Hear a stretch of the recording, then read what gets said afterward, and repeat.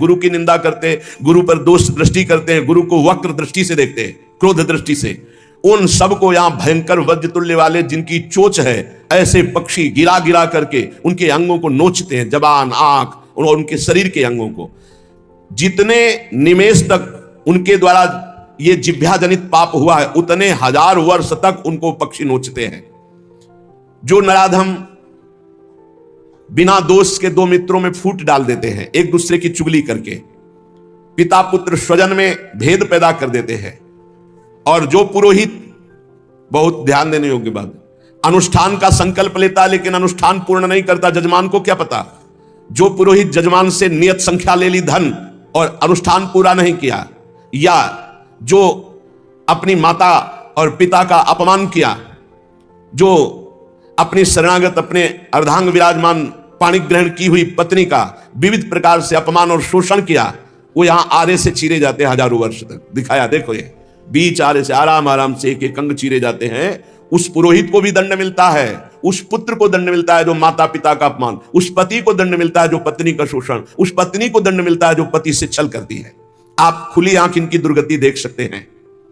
जो दूसरों को कष्ट देने का स्वभाव बना लिया है, बातचीत चेष्टा से कष्ट ही देना है, जो दूसरों की प्रसन्नता में जलते हैं, जो दूसरों की घरों में सोए हुए घरों में आग लगा देते हैं या फसलों में आग लगा देते हैं और उनको प्राणांतक कष्ट देते हैं, उन अधम पापियों को यहां जलती हुई आग में जलाया जाता है। तुम देख लो, तपती हुई बालू डालकर उनको भूना जाता है और यहां आग में उन्हें जलाया जाता है।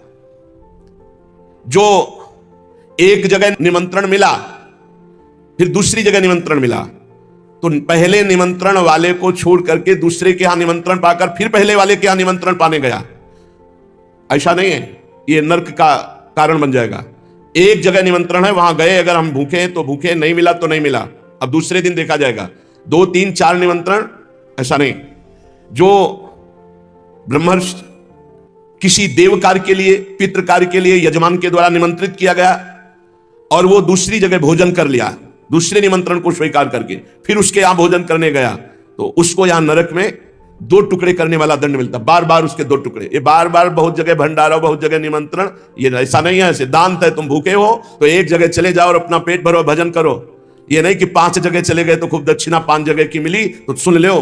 ये तस्मात् शास्त्रम प्रमाणम, ये शास्त्र है, मनमानी नहीं। पहले ऐसा कभी ब्रह्म ऋषि जन नहीं करते थे। 5 घरों में भिक्षा मांग लो या निमंत्रण है तो एक जगह जाके पेट भर लो जो रूखा सूखा मिले। ये 14 जगह भंडारा, 14 जगह निमंत्रण, तो उसकी व्यवस्था है। ये नरकगामी बना देगा, बुद्धि भ्रष्ट हो जाएगी। जो सदैव कड़वी बातें बोलकर लोगों के दिल पर चोट पहुंचाते रहते हैं, कुछ लोगों का ऐसा स्वभाव होता है, जब बोलेंगे तो हृदय की पीड़ा प्रकट हो ही जाए, ऐसा उनका है। ऐसे हैं, ऐसे हैं, वो ऐसे बोलते हैं कि अत्यंत पीड़ा दे। ऐसा करने वालों को यहां के पक्षी टूट पड़ते नरक में लाते हैं, नोच नोच करके उनको खाते हैं। जो यहां किसी की चुगली करता है, उसकी जिह्वा तेज छुरे से बार बार ऐसे ऐसे चीरी जाती है, फिर पूरी हो जाती है, फिर चीरी जाती है।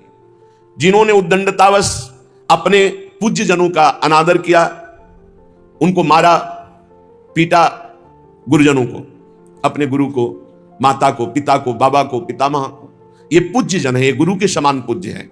जो अपने गुरुजनों को, पूज्य जनों को अनादर करता है, दंड देता है, मारता है, पीटता है, वो देखो ये कुंड बने हैं विष्ठा के, पीब के और मूत्र के।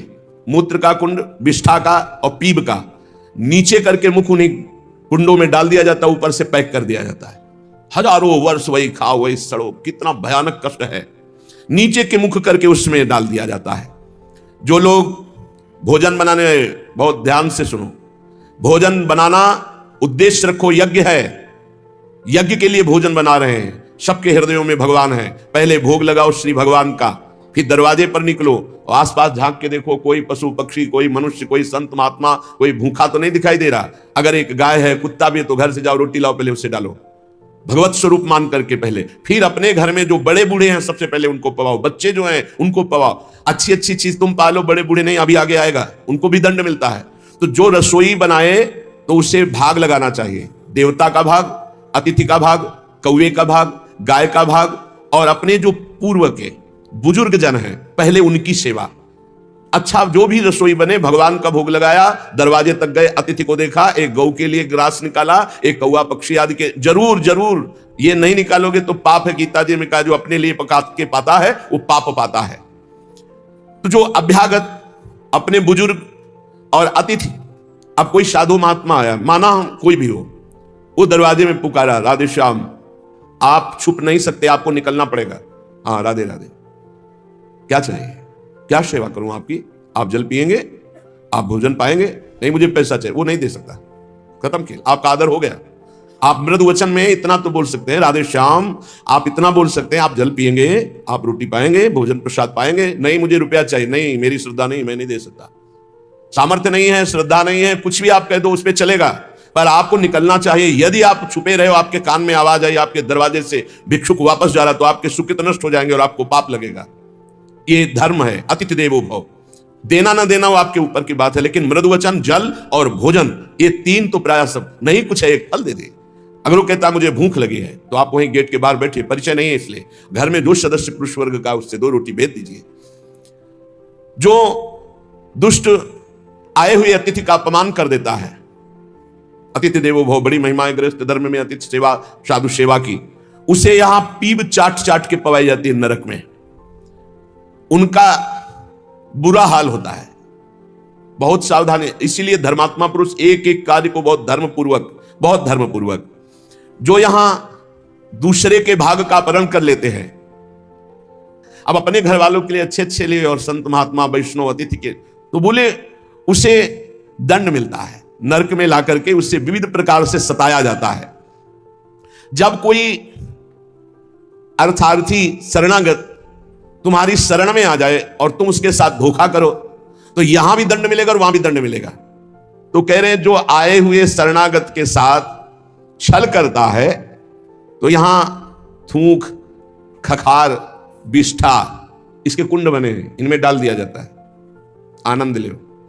सोचो, थोड़ी देर भावना करो, गटर में पैक कर दिया जाए, आपको मरना है नहीं, थूक खखार लाल, उसमें ये नारकी गतियां हैं।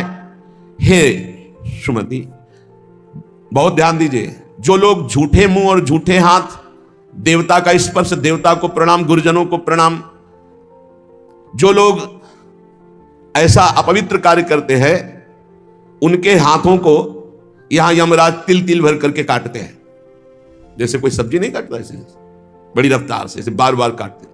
अरे ऐसे थोड़ी शास्त्र में, हम यहाँ खाए डोल रहे हैं, ऐसे जूता पहने भोजन कर रहे हैं, ना कुल्ला ना आचमन, ये सब नारकी गति को प्राप्त होने वाले जी, तभी बुद्धि भ्रष्ट, मनमानी आचरण कर। पहले जानते हो गांव में कैसे पंगत पवाई जाती थी, सबके चरण धोए जाते थे। आप महाभारत में पढ़िए, राजसूय यज्ञ में जितने राजा आए थे, सबसे अग्र पूजा भगवान की हुई, लेकिन भगवान ने सेवा ली थी सबके चरण धोने की। इतना पवित्र व्यवहार था शास्त्री, पट्टी बिछा दी, चरण धो दिए, हाथ धुलवाए, कुल्ला करवाए, सब बैठे, सबके तिलक पूजन, और सबका फिर वो पत्तल, दोना, सकोरा, ये पवित्र, ये